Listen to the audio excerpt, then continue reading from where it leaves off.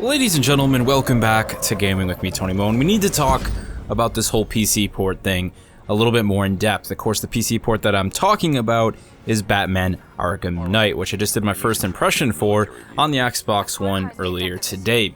Now, after I hung up that article, or hung up that video and put it out to dry on my channel, Video Gamer actually posted an art at videogamer.com basically confirming that the PC port of Arkham Knight was indeed outsourced.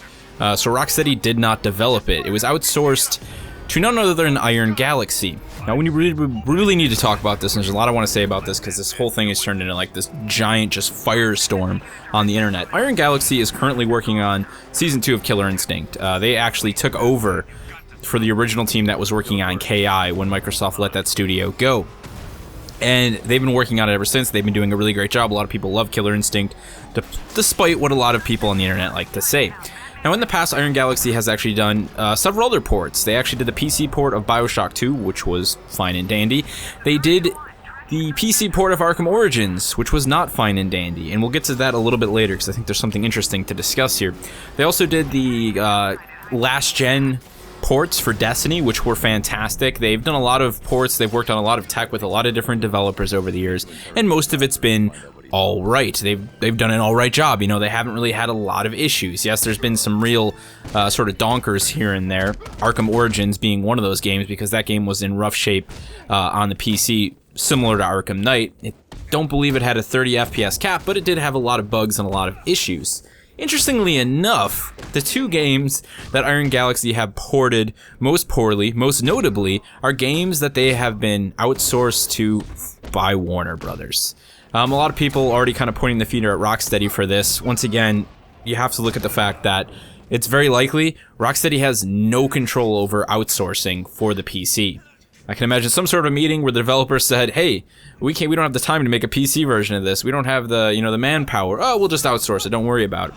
And it's also interesting how, while this is a project that Rocksteady's on board for, the PC port of Arkham Origins, Rocksteady wasn't even involved with Arkham Origins. Arkham Origins was a Batman game developed solely by WB and some other developers. Rocksteady had nothing to do with that game. They were off doing their own thing, and Warner Brothers decided that that game needed to happen, mostly just to make money.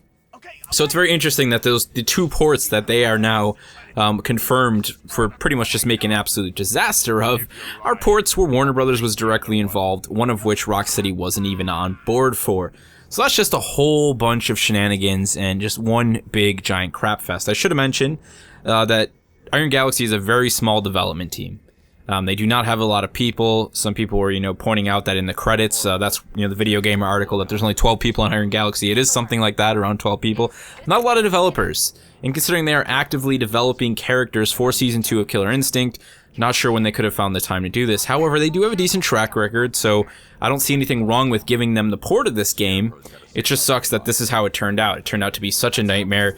Cap 30 FPS. All of that is really just a massive and disgusting crapstorm.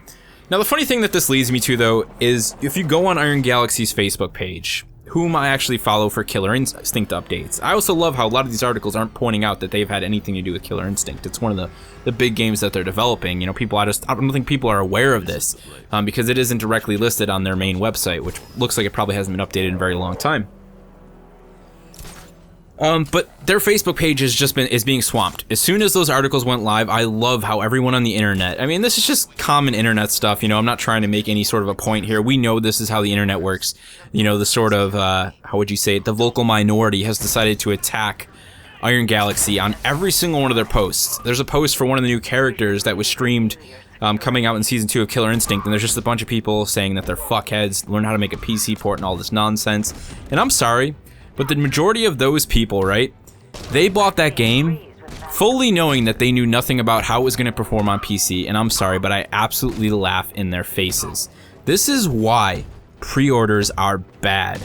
This is why you don't pre-order games. You should not pre-order content, especially digitally, on Steam or on PC, where you are required to pay for the game in full before its release with no, well, luckily, you have Steam refunds, so if it didn't run right on your PC, simply refund it. But, basically the opportunity to not be able to refund it. Why would you ever do something like that? This kind of just, it further, holds in line with that. This game probably made a lot of sales that will never be refunded by people who pre-ordered. And this is kind of where, if you want to actually do something other than go to the developer's Facebook page and chew them out, a developer who probably did not see proper funding, did not see, any sort of proper time to make that port happen, or perhaps simply didn't have the skill or the manpower, don't pre-order. Speak with your wallet. I'm so sick of seeing people out there. Dude, don't. No. If you didn't buy it and you're upset about the situation, that's fine. But those of you who actually pre-ordered, you went out in advance and bought this game without knowing how it was going to run. I mean, you got to be out of your mind. Just no. I would never. I don't do that kind of stuff. With PC games especially. I wait for somebody to put out a port report like Total Biscuit. Wait to see the system specs or there's the reports on how this thing is running on PC. You just need to learn to speak with your wallet. Buying the game after you pre-ordered it and then going to the developer's Facebook page and to their website and chewing them out, it's not helping. You've already given them sales. Maybe you'll get your product refunded, but I mean, just don't pre-order. Don't do it. It's that simple. I'm not at all defending any developer in this situation. I think there's a lot we don't know about the situation. There's a lot we will never know, because that's how publisher and developer relationships work. Rocksteady, Iron Galaxy, they just have to shut up and eat it. They have to try and fix the product. They have to try and do whatever they can. Apparently, if you go to their Facebook page and you look at some of their posts, they are trying to figure out these issues. I mean, it's a bad port. It's going to take a lot of time to recover, and I can guarantee you that a 12-man team over at Iron Galaxy doesn't have that time, nor do they have those resources. Pretty much after this point on, I will never buy another WB product. And you think I'm joking, but no. And I applaud you to join me in boycotting that. I really wanted to support Rocksteady with this game. I really genuinely did. I love what they've done for Batman. Arkham Knight is still a really fantastic title. It sucks that it's seen such poor treatment on the PC, and that a lot of people just aren't even going to play it. And frankly, that a lot of people are probably going to look poorly upon Rocksteady from here on out, which upsets me. They need to sever their ties with WB as soon as possible. They need to go find another publisher. They need to crowdfund. They need to do whatever they can to get away from WB and hopefully, prove that they're not the cause of all of this. And that's really all I can say. Again, not really defending, just giving my side of the picture, what I think of the situation and how things went down. That's all we can really say. If you have a console and you can enjoy Arkham Knight, it's your choice. Buy the game, give your money to Rocksteady as well as WB. Don't buy the game. Those of you who pre-ordered, sorry, but your mistake, bro. You should have waited. That's just how things work on PC. I think you're absolutely ballistically crazy for pre-ordering this game or any game on PC, as I have said before.